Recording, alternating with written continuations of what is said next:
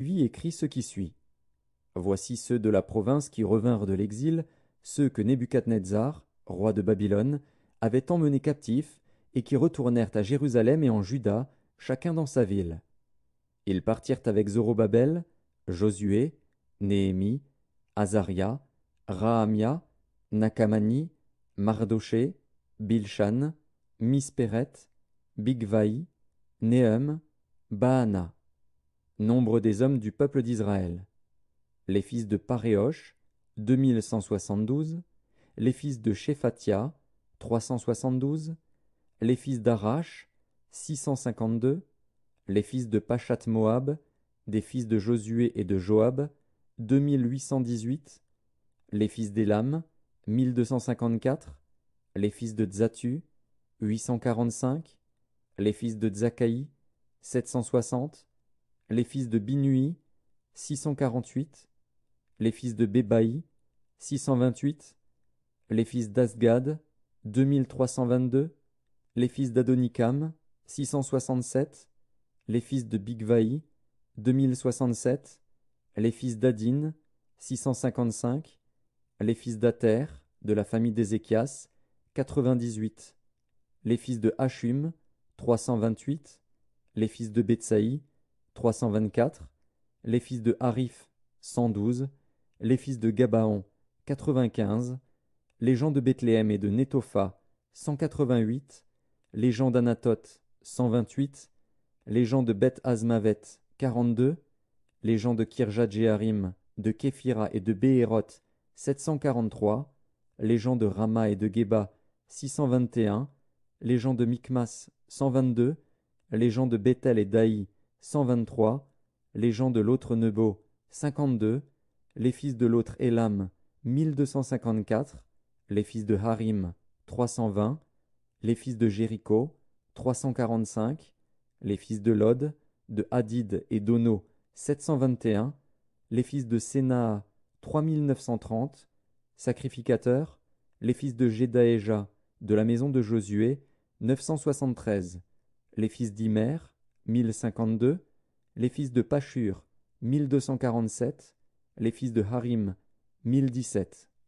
Lévites, les fils de Josué et de Cadmiel, des fils d'Odva, 74, chantres, les fils d'Azaph, 148, portiers, les fils de Shalom, les fils d'Ater, les fils de Talmon, les fils d'Akub, les fils de Hatita, les fils de Shobaï, 138, Nétiniens, les fils de Tsisha, les fils de Hazufa, les fils de Tabaoth, les fils de Kéros, les fils de Sia, les fils de Padon, les fils de Lebana, les fils de Hagaba, les fils de Salmaï, les fils de Hanan, les fils de Guidel, les fils de Gachar, les fils de Réaja, les fils de Retsin, les fils de Nekoda, les fils de Gazam, les fils d'Uzza, les fils de Pazéar, les fils de Bézaï, les fils de Méunim, les fils de Néphishim, les fils de Bakbuk, les fils de Hakufa, les fils de Harur, les fils de Batslit,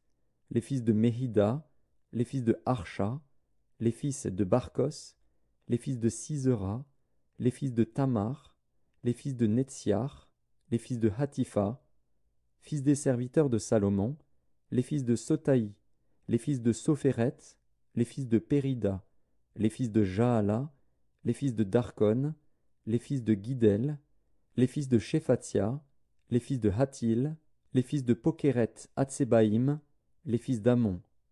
Total des Nétiniens et des fils des serviteurs de Salomon, 392. Voici ceux qui partirent de Tel Mélar, de Tel Archa, de Kérub Adon et d'Imer, et qui ne purent pas faire connaître leur maison paternelle et leur race, pour prouver qu'ils étaient d'Israël. Les fils de Delaja, les fils de Tobija, les fils de Nekoda, 642. Et parmi les sacrificateurs, les fils de Obaja, les fils d'Akots, les fils de Barzilaï, qui avaient pris pour femme une des filles de Barzilaï, le Galaadite, et fut appelé de leur nom. Ils cherchèrent leur titre généalogique, mais ils ne les trouvèrent point. On les exclut du sacerdoce, et le gouverneur leur dit de ne pas manger des choses très saintes jusqu'à ce qu'un sacrificateur eût consulté l'Urim et le Tumim. L'assemblée tout entière était de 42 360 personnes, sans compter leurs serviteurs et leurs servantes, au nombre de 7 337. Parmi eux se trouvaient 285 chantres et chanteuses. Ils avaient 736 chevaux, 245 mulets, 435 chameaux et 6720 ânes. Plusieurs des chefs de famille firent des dons pour l'œuvre. Le gouverneur donna au trésor 1000 darics d'or, 50 coupes, 530 tuniques sacerdotales. Les chefs de famille donnèrent au trésor de l'œuvre 20 000 darics d'or et 2200 mines d'argent. Le reste du peuple donna 20 000 darics d'or, 2000 mines d'argent et 67 tuniques sacerdotales. Les sacrificateurs et les Lévites, les portiers, les chantres, les gens du peuple, les Néthiniens et tout Israël s'établirent dans leur ville. Le 7e mois arriva, et les enfants d'Israël étaient dans leur ville. Néhémie, chapitre 8. Alors tout le peuple s'assembla comme un seul homme sur la place qui est devant la porte des eaux. Ils dirent à Esdras, le scribe, d'apporter le livre de la loi de Moïse, prescrite par l'Éternel à Israël. Et le sacrificateur Esdras apporta la loi devant l'assemblée, composée d'hommes et de femmes et de tous ceux qui étaient capables de l'entendre. C'était le 1er jour du 7e mois. Esdras lut dans le livre depuis le matin jusqu'au milieu du jour, sur la place qui est devant la porte des eaux, en présence des hommes et des femmes et de ceux qui étaient capables de l'entendre. Tout le peuple fut attentif à la lecture du livre de la loi. Esdras, le scribe, était placé sur une estrade de bois, dressée à cette occasion. Auprès de lui, à sa droite, se tenaient Matithia, Shéma, Anaja, Uri, Ilkija et Maazéja, et à sa gauche, Pédaja, Mishaël, Malkija, Hachem, Ashbaadana, Zacharie et Meshulam. Esdras ouvrit le livre à la vue de tout le peuple, car il était élevé au-dessus de tout le peuple. Et lorsqu'il l'eut ouvert, tout le peuple se tint en place. Esdras bénit l'Éternel, le grand Dieu, et tout le peuple répondit, en levant les mains, Amen, Amen. Et ils s'inclinèrent et se prosternèrent devant l'Éternel, le visage contre terre. Josué, Bani, Chérébia, Jamin, Akub, Shabbétaï, Odija, Maazéja, Kélita, Azaria, Josabad, Hanan, Pélaja et les Lévites expliquaient la loi au peuple, et chacun restait à sa place. Ils lisaient distinctement dans le livre de la loi de Dieu, et ils en donnaient le sens pour faire comprendre ce qu'ils avaient lu. Néhémie, le gouverneur, Esdras, le sacrificateur et le scribe, et les Lévites qui enseignaient le peuple, dirent à tout le peuple, « Ce jour est consacré à l'Éternel, votre Dieu. Ne soyez pas dans la désolation et dans les larmes. » Car tout le peuple pleurait en entendant les paroles de la loi. Ils leur dirent, « Allez, mangez des viandes grasses et buvez des liqueurs douces, et envoyez des portions à ceux qui n'ont rien de préparé, car ce jour est consacré à notre Seigneur. Ne vous affligez pas, car la joie de l'Éternel sera votre force. » Les Lévites calmaient tout le peuple en disant, « Taisez-vous, car ce jour est saint, ne vous affligez pas. » Et tout le peuple s'en alla pour manger et boire, pour envoyer des portions, et pour se livrer à de grandes réjouissances, car ils avaient compris les paroles qu'on leur avait expliquées. Le second jour, les chefs de famille de tout le peuple, les sacrificateurs et les Lévites, s'assemblèrent auprès d'Esdras, le scribe, pour entendre l'explication des paroles de la loi. Et ils trouvèrent écrit dans la loi que l'Éternel avait prescrite par Moïse, que les enfants d'Israël devaient habiter sous des tentes pendant la fête du 7e mois, et proclamer cette publication dans toutes leurs villes et à Jérusalem. Allez chercher à la montagne des rameaux d'olivier sauvages, des rameaux de myrte, des rameaux de palmier et des rameaux d'arbres touffus pour faire des tentes, comme il est écrit. Alors le peuple alla chercher des rameaux, et ils se firent des tentes sur le toit de leur maison, dans leur cour, dans les parvis de la maison de Dieu, sur la place de la porte des eaux et sur la place de la porte d'Éphraïm. Toute l'assemblée de ceux qui étaient revenus de la captivité fit des tentes, et ils habitèrent sous ces tentes. Depuis le temps de Josué, fils de Nun, jusqu'à ce jour, les enfants d'Israël n'avaient rien fait de pareil, et il y eut de très grandes réjouissances. On lut dans le livre de la loi de Dieu chaque jour, depuis le 1er jour jusqu'au dernier.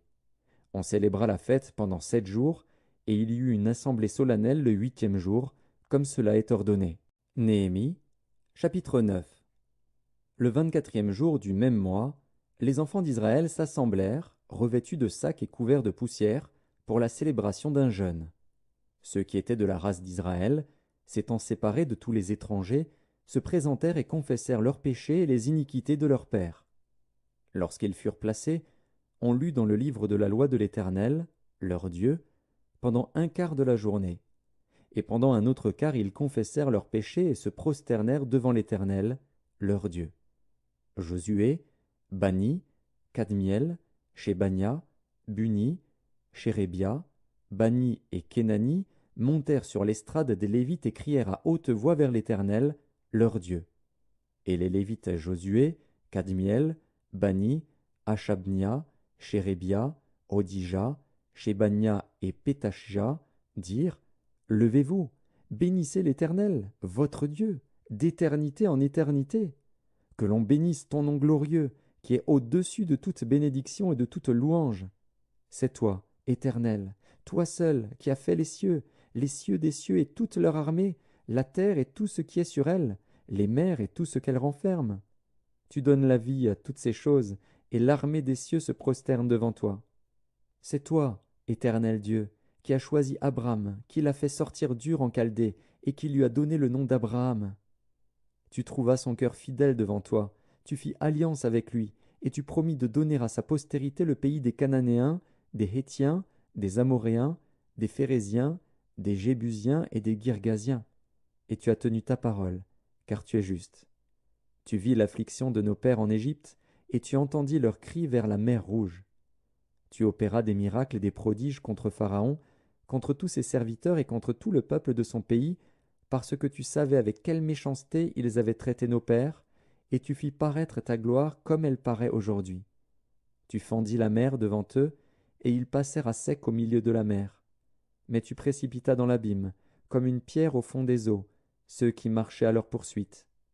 Tu les guidas le jour par une colonne de nuée, et la nuit par une colonne de feu qui les éclairait dans le chemin qu'ils avaient à suivre. Tu descendis sur la montagne de Sinaï, tu leur parlas du haut des cieux, et tu leur donnas des ordonnances justes, des lois de vérité, des préceptes et des commandements excellents. Tu leur fis connaître ton saint sabbat, et tu leur prescrivis par Moïse, ton serviteur, des commandements, des préceptes et une loi.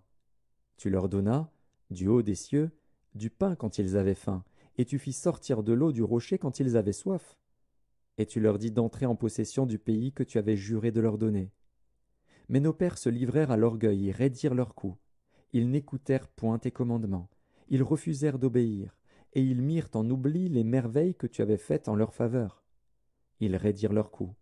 Et, dans leur rébellion, ils se donnèrent un chef pour retourner à leur servitude. Mais toi, tu es un Dieu prêt à pardonner, compatissant et miséricordieux, lent à la colère et riche en bonté, et tu ne les abandonnas pas, même quand ils se firent un veau en fonte et dirent « Voici ton Dieu qui t'a fait sortir d'Égypte », et qu'ils se livrèrent envers toi à de grands outrages. Dans ton immense miséricorde, tu ne les abandonnas pas au désert, et la colonne de nuée ne cessa point de les guider le jour dans leur chemin, ni la colonne de feu de les éclairer la nuit dans le chemin qu'ils avaient à suivre. Tu leur donnas ton bon esprit pour les rendre sages. Tu ne refusas point ta manne à leur bouche, et tu leur fournis de l'eau pour leur soif. Pendant 40 ans, tu pourvus à leur entretien dans le désert, et ils ne manquèrent de rien. Leurs vêtements ne s'usèrent point, et leurs pieds ne s'enflèrent point. Tu leur livras des royaumes et des peuples, dont tu partageas entre eux les contrées, et ils possédèrent le pays de Sion, roi de Hesbon, et le pays d'Og, roi de Basan. Tu multiplias leurs fils comme les étoiles des cieux, et tu les fis entrer dans le pays dont tu avais dit à leur père qu'ils prendraient possession. Et leurs fils entrèrent et prirent possession du pays. Tu humilias devant eux les habitants du pays, les Cananéens, et tu les livras entre leurs mains, avec leurs rois et les peuples du pays, pour qu'ils les traitassent à leur gré. Ils devinrent maîtres de villes fortifiées et de terres fertiles. Ils possédèrent des maisons remplies de toutes sortes de biens, des citernes creusées, des vignes, des oliviers et des arbres fruitiers en abondance. Ils mangèrent, ils se rassasièrent, ils s'engraissèrent, et ils vécurent dans les délices par ta grande bonté. Néanmoins, ils se soulevèrent et se révoltèrent contre toi. Ils jetèrent ta loi derrière leur dos, ils tuèrent tes prophètes qui les conjuraient de revenir à toi, et ils se livrèrent envers toi à de grands outrages. Alors tu les abandonnas entre les mains de leurs ennemis, qui les opprimèrent. Mais, au temps de leur détresse, ils crièrent à toi. Et toi, tu les entendis du haut des cieux, et, dans ta grande miséricorde, tu leur donnas des libérateurs qui les sauvèrent de la main de leurs ennemis. Quand ils eurent du repos, ils recommencèrent à faire le mal devant toi. Alors tu les abandonnas entre les mains de leurs ennemis, qui les dominèrent. Mais, de nouveau, ils crièrent à toi. Et toi, tu les entendis du haut des cieux, et, dans ta grande miséricorde, tu les délivras maintes fois. Tu les conjuras de revenir à ta loi, et ils persévérèrent dans l'orgueil. Ils n'écoutèrent point tes commandements, ils péchèrent contre tes ordonnances, qui font vivre celui qui les met en pratique. Ils eurent une épaule rebelle, ils raidirent leur cou, et ils n'obéirent point. Tu les supportas de nombreuses années, tu leur donnas des avertissements par ton esprit, par tes prophètes, et ils ne prêtèrent point l'oreille. Alors tu les livras entre les mains des peuples étrangers. Mais, dans ta grande miséricorde, tu ne les anéantis pas, et tu ne les abandonnas pas, car tu es un Dieu compatissant et miséricordieux. Et maintenant, ô notre Dieu, Dieu grand, puissant et redoutable, toi qui gardes ton alliance et qui exerces la miséricorde, ne regarde pas comme peu de choses toutes les souffrances que nous avons éprouvées, nous, nos rois, nos chefs, nos sacrificateurs, nos prophètes, nos pères et tout ton peuple, depuis le temps des rois d'Assyrie jusqu'à ce jour. Tu as été juste dans tout ce qui nous est arrivé, car tu t'es montré fidèle, et nous avons fait le mal. Nos rois, nos chefs, nos sacrificateurs et nos pères n'ont point observé ta loi, et ils n'ont été attentifs ni à tes commandements ni aux avertissements que tu leur adressais. Pendant qu'ils étaient les maîtres, au milieu des bienfaits nombreux que tu leur accordais, dans le pays vaste et fertile que tu leur avais livré, ils ne t'ont point servi et ils ne se sont point détournés de leurs œuvres mauvaises. Et aujourd'hui, nous voici esclaves. Nous voici esclaves sur la terre que tu as donnée à nos pères, pour qu'ils jouissent de ses fruits et de ses biens. Elle multiplie ses produits pour les rois auxquels tu nous as assujettis, à cause de nos péchés. Ils dominent à leur gré sur nos corps et sur notre bétail, et nous sommes dans une grande angoisse. Pour tout cela, nous contractâmes une alliance, que nous mîmes par écrit, et nos chefs, nos lévites et nos sacrificateurs y apposèrent leur sceau. Job, chapitre 1. Il y avait dans le pays d'Utz un homme qui s'appelait Job. Et cet homme était intègre et droit, il craignait Dieu et se détournait du mal. Il lui naquit 7 fils et 3 filles. Il possédait 7000 brebis, 3000 chameaux, 500 paires de bœufs, 500 ânesses et un très grand nombre de serviteurs. Et cet homme était le plus considérable de tous les fils de l'Orient. Ses fils allaient les uns chez les autres et donnaient tour à tour un festin, et ils invitaient leurs 3 sœurs à manger et à boire avec eux. Et quand les jours de festin étaient passés, Job appelait et sanctifiait ses fils, puis il se levait de bon matin et offrait pour chacun d'eux un holocauste, car Job disait « Peut-être mes fils ont-ils péché et ont-ils offensé Dieu dans leur cœur ?» C'est ainsi que Job avait coutume d'agir. Or, les fils de Dieu vinrent un jour se présenter devant l'Éternel, et Satan vint aussi au milieu d'eux. L'Éternel dit à Satan, « D'où viens-tu » Et Satan répondit à l'Éternel, « De parcourir la terre et de m'y promener. » L'Éternel dit à Satan, « As-tu remarqué mon serviteur Job? Il n'y a personne comme lui sur la terre. C'est un homme intègre et droit, craignant Dieu et se détournant du mal. » Et Satan répondit à l'Éternel, « Est-ce d'une manière désintéressée que Job craint Dieu? Ne l'as-tu pas protégé, lui, sa maison et tout ce qui est à lui? Tu as béni l'œuvre de ses mains, et ses troupeaux couvrent le pays. Mais étends ta main, touche à tout ce qui lui appartient, et je suis sûr qu'il te maudit en face. » L'Éternel dit à Satan, « Voici, tout ce qui lui appartient, je te le livre. Seulement, ne porte pas la main sur lui. » Et Satan se retira de devant la face de l'Éternel. Un jour que les fils et les filles de Job mangeaient et buvaient du vin dans la maison de leur frère aîné, il arriva auprès de Job un messager qui dit « Les bœufs labouraient et les ânesses paissaient à côté d'eux. des Sabéens se sont jetés dessus, les ont enlevés et ont passé les serviteurs au fil de l'épée. Et je me suis échappé, moi seul, pour t'en apporter la nouvelle. » Il parlait encore, lorsqu'un autre vint et dit: « Le feu de Dieu est tombé du ciel, a embrasé les brebis et les serviteurs, et les a consumés. Et je me suis échappé moi seul pour t'en apporter la nouvelle. » Il parlait encore, lorsqu'un autre vint et dit: « Des Chaldéens, formés en 3 bandes, se sont jetés sur les chameaux, les ont enlevés et ont passé les serviteurs au fil de l'épée. Et je me suis échappé moi seul pour t'en apporter la nouvelle. » Et il parlait encore, lorsqu'un autre vint et dit: « Tes fils et tes filles mangeaient et buvaient du vin dans la maison de leur frère aîné, et voici, un grand vent est venu de l'autre côté du désert et a frappé contre les 4 coins de la maison. Elle s'est écroulée sur les jeunes gens, et ils sont morts. Et je me suis échappé moi seul pour t'en apporter la nouvelle. » Alors Job se leva, déchira son manteau et se rasa la tête. Puis, se jetant par terre, il se prosterna et dit: « Je suis sorti nu du sein de ma mère, et nu je retournerai dans le sein de la terre. L'Éternel a donné, et l'Éternel a ôté. Que le nom de l'Éternel soit béni. » En tout cela, Job ne pécha point et n'attribua rien d'injuste à Dieu. Job, chapitre 10. Mon âme est dégoûtée de la vie. Je donnerai cours à ma plainte. Je parlerai dans l'amertume de mon âme. Je dis à Dieu: « Ne me condamne pas. Fais-moi savoir pourquoi tu me prends à partie.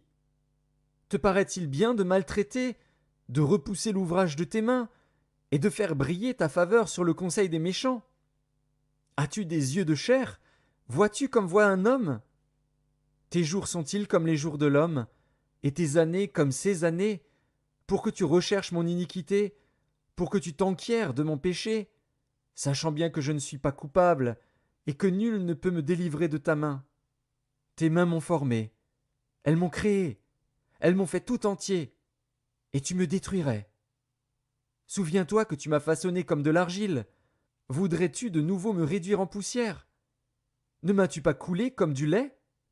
Ne m'as-tu pas caillé comme du fromage? Tu m'as revêtu de peau et de chair, tu m'as tissé d'eau et de nerfs. Tu m'as accordé ta grâce avec la vie. Tu m'as conservé par tes soins et sous ta garde. Voici néanmoins ce que tu cachais dans ton cœur. Voici, je le sais, ce que tu as résolu en toi-même. Si je pêche, tu m'observes. Tu ne pardonnes pas mon iniquité. Suis-je coupable? Malheur à moi. Suis-je innocent? Je n'ose lever la tête, rassasié de honte et absorbé dans ma misère. Et si j'ose la lever, tu me poursuis comme un lion, tu me frappes encore par des prodiges. Tu m'opposes de nouveaux témoins, tu multiplies tes fureurs contre moi, tu m'assailles d'une succession de calamités. Pourquoi m'as-tu fait sortir du sein de ma mère? Je serais mort, et aucun œil ne m'aurait vu. Je serais comme si je n'eusse pas existé, et j'aurais passé du ventre de ma mère au sépulcre. Mes jours ne sont-ils pas en petit nombre?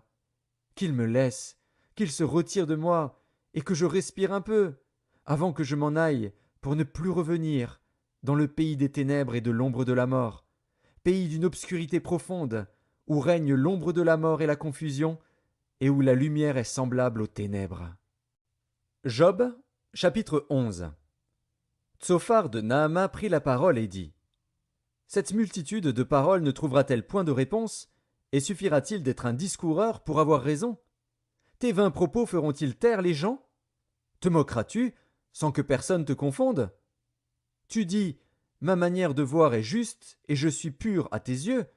Oh! Si Dieu voulait parler, s'il ouvrait les lèvres pour te répondre, et s'il te révélait les secrets de sa sagesse, de son immense sagesse, tu verrais alors qu'il ne te traite pas selon ton iniquité. Prétends-tu sonder les pensées de Dieu, parvenir à la connaissance parfaite du Tout-Puissant? Elle est aussi haute que les cieux. Que feras-tu? Plus profonde que le séjour des morts. Que sauras-tu? La mesure en est plus longue que la terre. Elle est plus large que la mer. S'il passe, s'il saisit, s'il traîne à son tribunal, qui s'y opposera? Car il connaît les vicieux, il voit facilement les coupables. L'homme, au contraire, a l'intelligence d'un fou, il est né comme le petit d'un âne sauvage. Pour toi, Dirige ton cœur vers Dieu. Étends vers lui tes mains. Éloigne-toi de l'iniquité, et ne laisse pas habiter l'injustice sous ta tente. Alors tu lèveras ton front sans tache, tu seras ferme et sans crainte.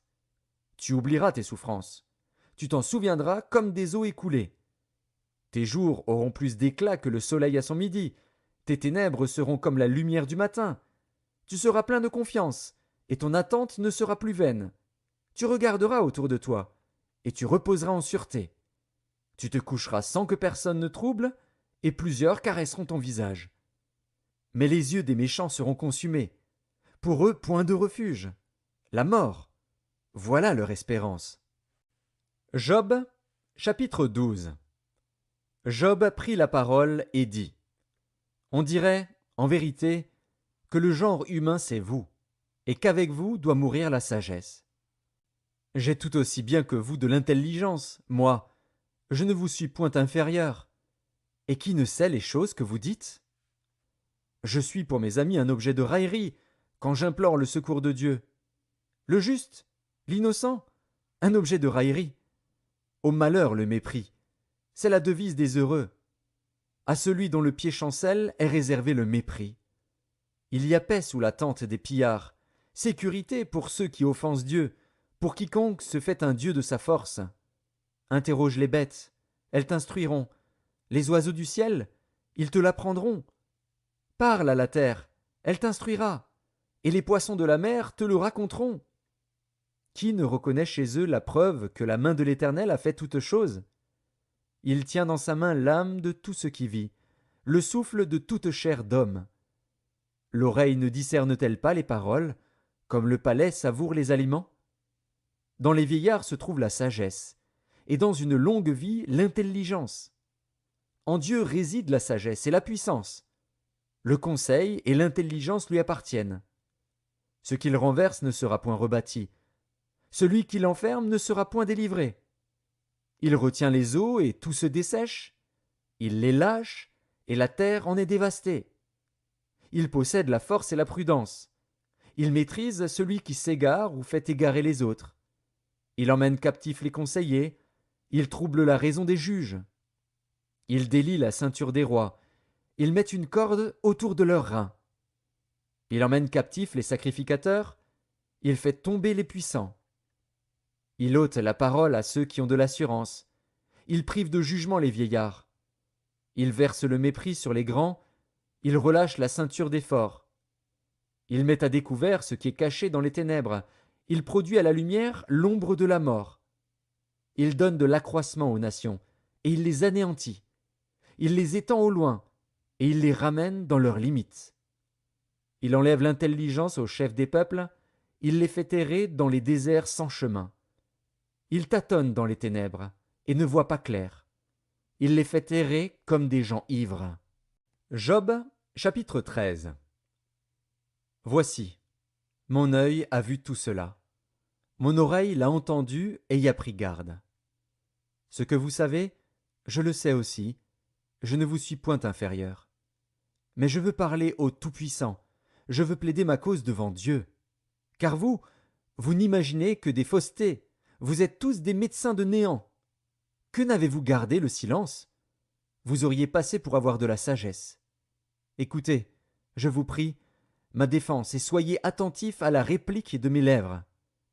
Direz-vous en faveur de Dieu ce qui est injuste, et pour le soutenir, allégrez-vous des faussetés? Voulez-vous avoir égard à sa personne? Voulez-vous plaider pour Dieu? S'il vous sonde, vous approuvera-t-il? Ou le tromperez-vous comme on trompe un homme? Certainement il vous condamnera, si vous n'agissez en secret que par égard pour sa personne. Sa majesté ne vous épouvantera-t-elle pas? Sa terreur ne tombera-t-elle pas sur vous? Vos sentences sont des sentences de cendre, vos retranchements sont des retranchements de boue. Taisez-vous, laissez-moi, je veux parler. Il m'en arrivera ce qu'il pourra. Pourquoi saisirais-je ma chair entre les dents? J'exposerais plutôt ma vie. Voici, il me tuera, je n'ai rien à espérer, mais devant lui je défendrai ma conduite. Cela même peut servir à mon salut, car un impie n'ose paraître en sa présence. Écoutez, écoutez mes paroles, prêtez l'oreille à ce que je vais dire. Me voici prêt à plaider ma cause. Je sais que j'ai raison. Quelqu'un disputera-t-il contre moi? Alors je me tais, et je veux mourir. Seulement, accorde-moi 2 choses, et je ne me cacherai pas de loin de ta face. Retire ta main de dessus moi, et que tes terreurs ne me troublent plus. Puis appelle, et je répondrai. Ou si je parle, réponds-moi. Quel est le nombre de mes iniquités et de mes péchés? Fais-moi connaître mes transgressions et mes péchés. Pourquoi caches-tu ton visage, et me prends-tu pour ton ennemi? Veux-tu frapper une feuille agitée? Veux-tu poursuivre une paille desséchée? Pourquoi m'infliger d'amères souffrances, me punir pour des fautes de jeunesse? Pourquoi mettre mes pieds dans les ceps, surveiller tous mes mouvements, tracer une limite à mes pas, quand mon corps tombe en pourriture, comme un vêtement que dévore la teigne? Job, chapitre 14. L'homme né de la femme. Sa vie est courte, sans cesse agitée. Il naît, il est coupé comme une fleur, il fuit et disparaît comme une ombre. Et c'est sur lui que tu as l'œil ouvert, et tu me fais aller en justice avec toi. Comment d'un être souillé sortira-t-il un homme pur? Il n'en peut sortir aucun. Si ses jours sont fixés, si tu as compté ses mois, si tu en as marqué le terme qu'il ne saurait franchir, détourne de lui les regards, et donne-lui du relâche, pour qu'il ait au moins la joie du mercenaire à la fin de sa journée. Un arbre a de l'espérance. Quand on le coupe, il repousse, il produit encore des rejetons. Quand sa racine a vieilli dans la terre, quand son tronc meurt dans la poussière, il reverdit à l'approche de l'eau, il pousse des branches comme une jeune plante. Mais l'homme meurt, et il perd sa force. L'homme expire. Et où est-il? Les eaux des lacs s'évanouissent, les fleuves tarissent et se dessèchent. Ainsi l'homme se couche et ne se relèvera plus. Il ne se réveillera pas tant que les cieux subsisteront, il ne sortira pas de son sommeil. Oh, si tu voulais me cacher dans le séjour des morts, m'y tenir à couvert jusqu'à ce que ta colère fût passée, et me fixer un terme auquel tu te souviendras de moi. Si l'homme, une fois mort, pouvait revivre, j'aurais de l'espoir tout le temps de mes souffrances, jusqu'à ce que mon état vînt à changer. Tu appellerais alors, et je te répondrais, tu languirais après l'ouvrage de tes mains. Mais aujourd'hui tu comptes mes pas, tu as l'œil sur mes péchés. Mes transgressions sont scellées en un faisceau, et tu imagines des iniquités à ma charge. La montagne s'écroule et périt, le rocher disparaît de sa place, la pierre est broyée par les eaux, et la terre emportée par leur courant. Ainsi tu détruis l'espérance de l'homme. Tu es sans cesse à l'assaillir, et il s'en va. Tu le défigures, puis tu le renvoies. Que ses fils soient honorés, il n'en sait rien. Qu'il soit dans l'abaissement, il l'ignore. C'est pour lui seul qu'il éprouve de la douleur en son corps. C'est pour lui seul qu'il ressent de la tristesse en son âme. Job, chapitre 15. Éliphaz de Théman prit la parole et dit: Le sage répond-il par un vain savoir? Se gonfle-t-il la poitrine du vent d'Orient? Est-ce par d'inutiles propos qu'il se défend? Est-ce par des discours qui ne servent à rien? Toi, tu détruis même la crainte de Dieu. Tu anéantis tout mouvement de piété devant Dieu. Ton iniquité dirige ta bouche, et tu prends le langage des hommes rusés. Ce n'est pas moi, c'est ta bouche qui te condamne. Ce sont tes lèvres qui déposent contre toi. Es-tu né le premier des hommes? As-tu été enfanté avant les collines? As-tu reçu les confidences de Dieu? As-tu dérobé la sagesse à ton profit? Que sais-tu que nous ne sachions pas? Quelle connaissance as-tu que nous n'ayons pas? Il y a parmi nous des cheveux blancs, des vieillards, plus riches de jours que ton père. Tiens-tu pour peu de choses les consolations de Dieu et les paroles qui doucement se font entendre à toi?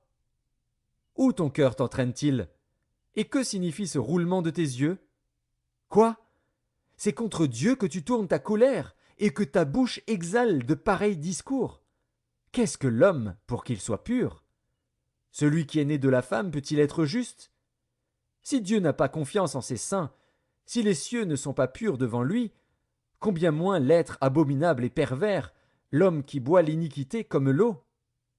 Je vais te parler, écoute-moi. Je raconterai ce que j'ai vu.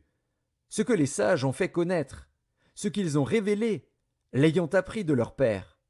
À eux seuls appartenait le pays, et parmi eux nul étranger n'était encore venu. Le méchant passe dans l'angoisse tous les jours de sa vie, toutes les années qui sont le partage de l'impie. La voix de la terreur retentit à ses oreilles. Au sein de la paix, le dévastateur va fondre sur lui. Il n'espère pas échapper aux ténèbres, il voit l'épée qui le menace. Il court çà et là pour chercher du pain, il sait que le jour des ténèbres l'attend. La détresse et l'angoisse l'épouvantent, elles l'assaillent comme un roi prêt à combattre. Car il a levé la main contre Dieu, il a bravé le Tout-Puissant. Il a eu l'audace de courir à lui sous le dos épais de ses boucliers. Il avait le visage couvert de graisse, les flancs chargés d'embonpoint. Et il habite des villes détruites, des maisons abandonnées, sur le point de tomber en ruine. Il ne s'enrichira plus, sa fortune ne se relèvera pas, sa prospérité ne s'étendra plus sur la terre. Il ne pourra se dérober aux ténèbres, la flamme consumera ses rejetons, et Dieu le fera périr par le souffle de sa bouche. S'il a confiance dans le mal, il se trompe, car le mal sera sa récompense. Elle arrivera avant le terme de ses jours, et son rameau ne verdira plus. Il sera comme une vigne dépouillée de ses fruits encore verts, comme un olivier dont on a fait tomber les fleurs. La maison de l'impie deviendra stérile, et le feu dévorera la tente de l'homme corrompu. Il conçoit le mal, et il enfante le mal. Il mûrit dans son sein des fruits qui le trompent. Job, chapitre 16. Job prit la parole et dit : J'ai souvent entendu pareille chose. Vous êtes tous des consolateurs fâcheux. Quand finiront ces discours en l'air ? Pourquoi cette irritation dans tes réponses ? Moi aussi, je pourrais parler comme vous, si vous étiez à ma place. Je vous accablerais de paroles, je secouerais sur vous la tête, je vous fortifierais de la bouche, je remuerais les lèvres pour vous soulager. Si je parle, mes souffrances ne seront point calmées. Si je me tais, en quoi seront-elles moindres ? Maintenant, hélas, il m'a épuisé. Tu as ravagé toute ma maison. Tu m'as saisi pour témoigner contre moi. Ma maigreur se lève et m'accuse en face. Il me déchire et me poursuit dans sa fureur. Il grince des dents contre moi. Il m'attaque et me perce de son regard. Ils ouvrent la bouche pour me dévorer. Ils m'insultent et me frappent les joues. Ils s'acharnent tous après moi. Dieu me livre à la merci des impies. Il me précipite entre les mains des méchants. J'étais tranquille, et il m'a secoué. Il m'a saisi par la nuque et m'a brisé. Il a tiré sur moi comme à un but. Ses traits m'environnent de toutes parts. Il me perce les reins sans pitié. Il répand ma bile sur la terre. Il me fait brèche sur brèche. Il fond sur moi comme un guerrier. J'ai cousu un sac sur ma peau. J'ai roulé ma tête dans la poussière. Les pleurs ont altéré mon visage. L'ombre de la mort est sur mes paupières. Je n'ai pourtant commis aucune violence, et ma prière fut toujours pure. Ô terre, ne couvre point mon sang, et que mes cris prennent librement leur essor. Déjà maintenant, mon témoin est dans le ciel, mon témoin est dans les lieux élevés. Mes amis se jouent de moi. C'est Dieu que j'implore avec larmes. Puisse-t-il donner à l'homme raison contre Dieu, et au Fils de l'homme contre ses amis ? Car le nombre de mes années touche à son terme, et je m'en irai par un sentier d'où je ne reviendrai pas. Job, chapitre 17. Mon souffle se perd, mes jours s'éteignent, le sépulcre m'attend. Je suis environné de moqueurs, et mon œil doit contempler leurs insultes. Sois auprès de toi-même ma caution, autrement, qui répondrait pour moi ? Car tu as fermé leur cœur à l'intelligence, aussi ne les laisseras-tu pas triompher. On invite ses amis au partage du butin, et l'on a des enfants dont les yeux se consument. Il m'a rendu la fable des peuples, et ma personne est un objet de mépris. Mon œil est obscurci par la douleur, tous mes membres sont comme une ombre. Les hommes droits en sont stupéfaits, et l'innocence se soulève contre l'impie.